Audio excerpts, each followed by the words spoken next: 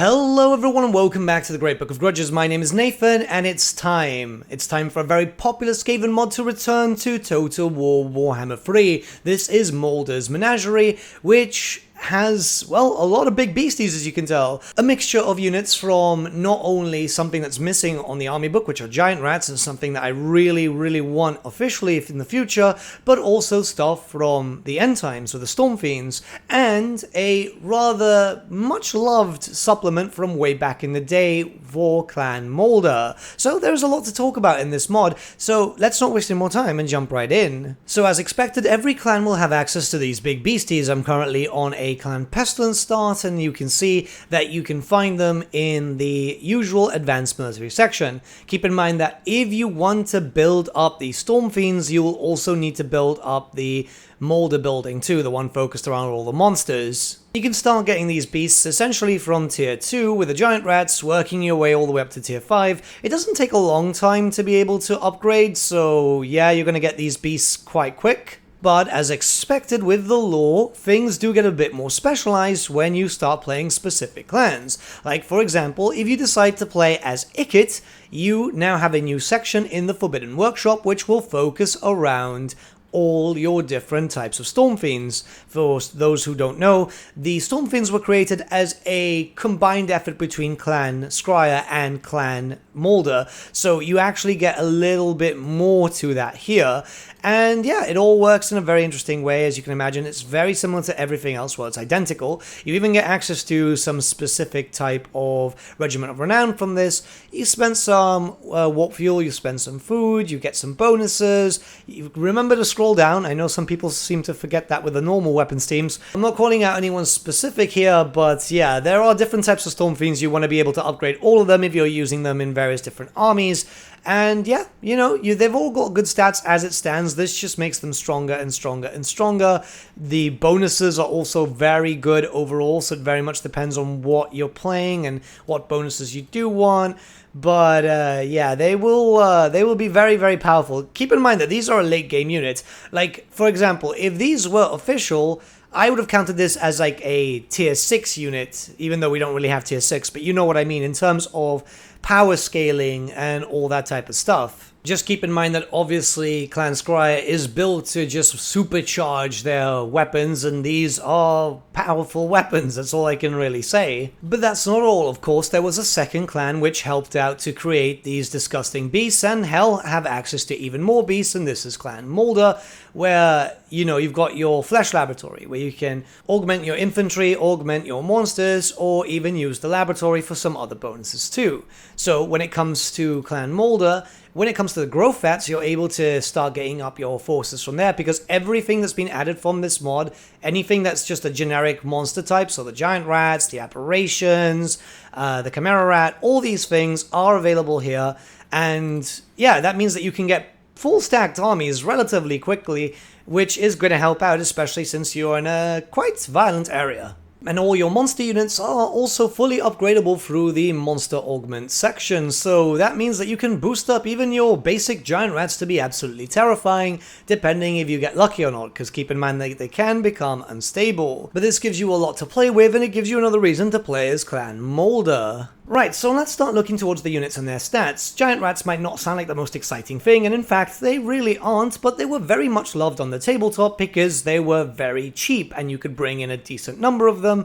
They could also do a decent amount of damage if you use them correctly. They were your tar pit. Think of it very similar to how, well, Nurgle has access to Nurglings now. We need giant rats for the SKAVEN officially, but until then, modders have come in to save the day, and I think they look quite cool. Yeah, they're nothing too special, don't think that they're going to do a lot. However, being a relatively fast unit for SKAVEN standards and very cheap, if you don't want SKAVEN slaves, you can use these, and yeah, I mean, this is how it works. But the same thing can be said about the armored rat ogres. They are just armored rat ogres. There's nothing too special about them, but it's something that did exist back in the day. They were a missing unit, and it gives you a little bit more strength to your regular rat ogres.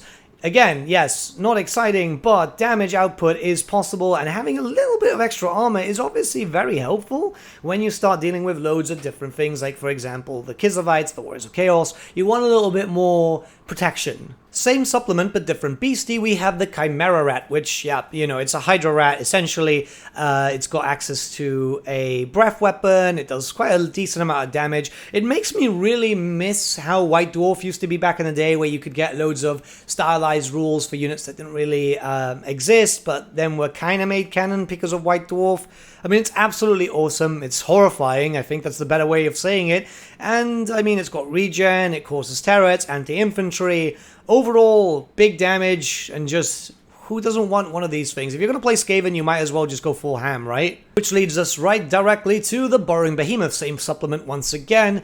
This is a really interesting unit because it can essentially teleport. Not only does it cause terror and do a decent amount of damage, I mean, it's not supposed to be like a Brood Horror, but like a lesser version in a sense. You can teleport at a really, really far distance, and I think it's pretty cool. In general, like, this is going to be your perfect sniper. If you're dealing with, say, for example, dwarfs, or even Chaos Warriors that might just be leaving their stuff stranded like a Hell Cannon, I mean, why not have this teleport to the other side of the map, essentially, and just do a lot of damage? It's a rather interesting thing. The distance is just insane, and it gives SKAVEN a lot of mobility. So we're going to go into a bit of a rapid fire, as there's a lot of Stormfiends, the first one being the Grinder Fist. So if you're used to the Warp Grinder, this is exactly the same thing. However, it's on a much faster unit, and a much deadlier unit than that.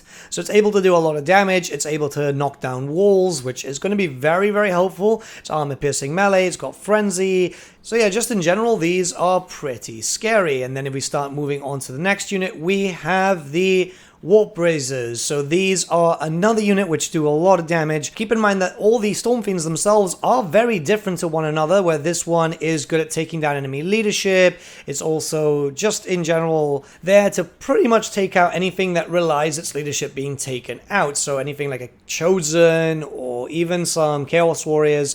This is the great thing about these types of units, they're so specialized, just like the tabletop, really. Your Doomflare variants are the ones which might be the most tankiest, as they've got better armor, and in general, they're there just to take the damage hits. This is actually the one that you would use back in the day with the tabletop to just take the majority of the hits, whilst your other ones would fire. And yeah, anti-infantry, armor-piercing, it's got Frenzy too, heavily armored. It's got high weapon values, so you can see that there too. And then you've got a last variant for melee, which are the Shock Gauntlets. These are really good at doing damage in AoE form, as they've got an aura which will do damage pretty much to anything in that location.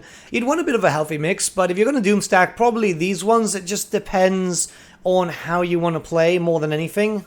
Moving on to the range variants, we have 3, and the first one are the Warpfire Projectors, which, as you can imagine, yes, are as terrifying as they sound, because they are Warpfire throwers attached to Stormfiends. And the fact is that they can do a decent amount of damage, and they're fast, they're mobile. This is the thing. Imagine being able to have the Warpfire throwers normally, but just moving at a quicker pace and being able to flank around the enemy in a much faster way. Yeah, these can do quite a lot. The second variant is that of the Rattling Cannons, which are rattling guns, but again, like the same thing, they can move around quite quickly. They can do a lot of damage in melee too, so don't you worry about that. These were my favorite on the tabletop because they were absolutely disgusting. I mean, holy crap, could they do some damage. So seeing them again and me thinking, well, I've got a stream coming up on Wednesday.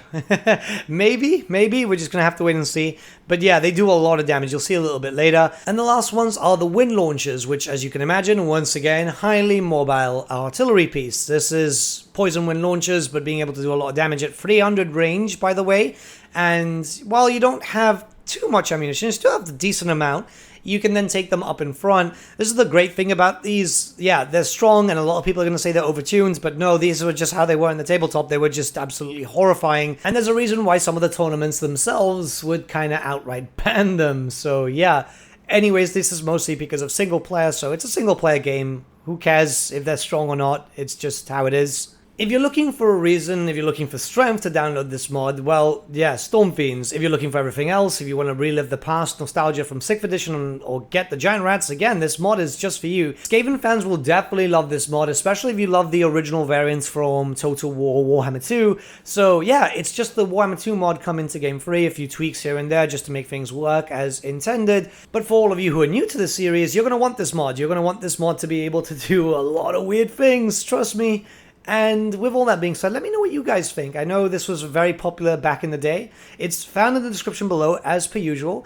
And yeah, let's start a bit of a discussion. And as always, until next time, have a good day.